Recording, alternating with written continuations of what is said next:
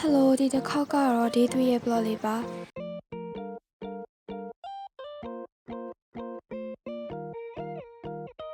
စူပီရိုမနက်ပိုင်းဦးစီတောင်မှာတင်ပင်နဲ့တွားကြည့်ဖို့ဆိုပြီးတော့9နာရီလောက်ထားပါတယ်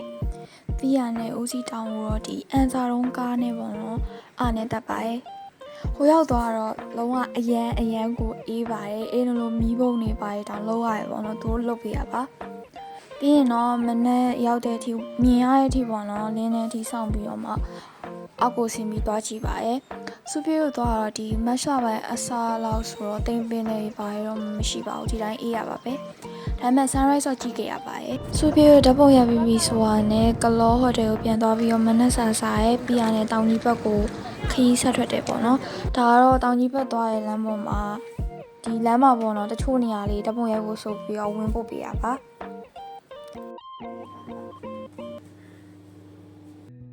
အင်းလေးသွားကတော့တနေ့လုံးနီးပါလေတွေပဲစီရပါရဲ့ပြီးတော့လည်းအရန်ပူပါရဲ့စူပီရိုသွားတာ17စနေဝင်းချင်းဆိုရလေပြီးတော့စူပီရလည်းဘာဆောင်းစရာမပါတော့ဘောနော်ပဝါလေးပပလေးပဲတစ်ထဲပါတော့အဲ့ဒါပဲဆောင်းရပါရဲ့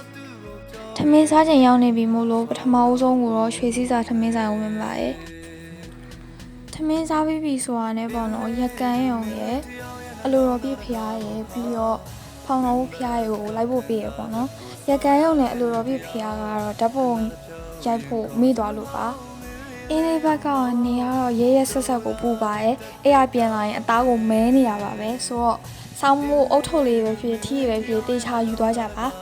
ဒါကတော့ Day 3ရဲ့ပထမဆုံးအပိုင်းပေါ့နော်ဒုတိယပိုင်းတော့နောက်နေ့မှတင်ပြပါမယ်